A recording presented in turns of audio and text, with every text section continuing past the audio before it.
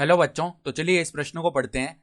संख्या 22,33,55,888 के अंकों के पुनर्व्यवस्थापन जो इस प्रकार हो कि विषम अंक सम स्थान पर हो से बनने वाली 9 अंकों की विभिन्न संख्याओं की संख्या कितनी होगी। ठीक है, तो यहाँ पर हमें चारों विकल्पों में से सही विकल्प का चयन करना है। ठीक है, तो प्रश्न में आगे बढ़ने से पहले इस प्रश्न से संबंधित जो मुख्य उदाहरण है उसकी हम चर्चा कर लेते हैं। ठीक है, तो देखो यहाँ पर n वस्तुओं को व्यवस्थित करने के तरीके, n वस्तुओं को व्यवस्थित करने के तरीके जिनमें से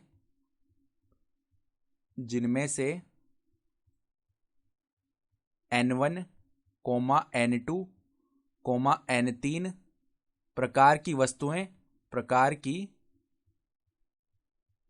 वस्तुएं एक समान हो। ठीक है, यानी कुल n वस्तुएं और उनके अंदर n1 प्रकार की अलग वस्तुएं, ठीक है, n2 प्रकार की अलग वस्तुएं और n3 प्रकार की अलग वस्तुएं। ठीक है, ये समान वस्तुएं हो गई। तो इनको व्यवस्थित करने के तरीके n फैक्टोरियल, देखो n वस्तु को व्यवस्थित करने के ये तरीके हो गए।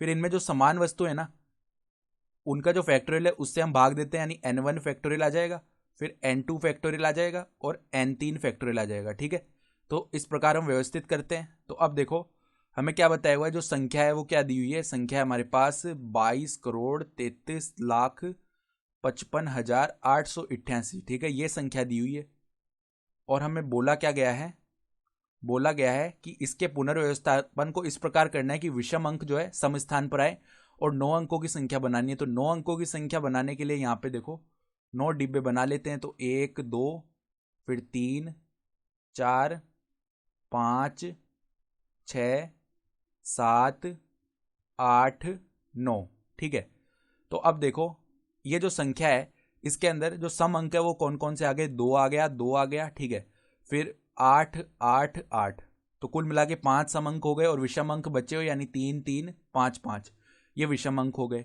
तो हमें बोला क्या गया है, ये 9 अंकों की संख्या बनानी है। ठीक है, तो 9 डिब्बे बना लिए हमने और बोला गया विषम अंक जो है सम स्थान पर आने चाहिए।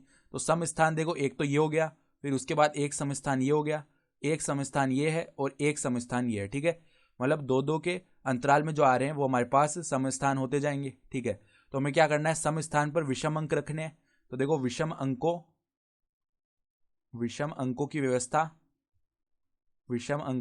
को व्यवस्थित करने के तरीके लिख लेते हैं। तो विषम अंकों को व्यवस्थित करने के तरीके बराबर में देखो कितने आ जाएंगे। विषम अंक हमारे पास 4 है ना, और यहाँ पे देखो 4 ही डिब्बे हैं।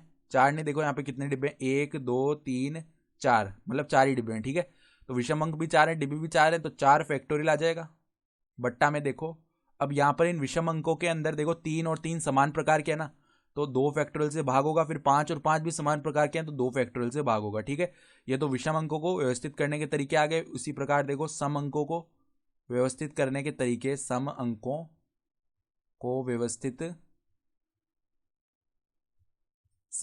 व्यवस्थित करने के तरीके बराबर में देखो 5 है सम अंक, तो 5 फैक्टोरियल बट्टा में देखो 2 और 2 समान प्रकार के, तो 2 फैक्टोरियल से हमने भाग कर दिया, और 8 8 8 ये समान प्रकार के, तो हमने 3 फैक्टोरियल से कर दिया भाग। ठीक है, तो ये आ गया। तो अब देखो जो अभिष्ट संख्याएं हैं वो क्या आ जाएगी,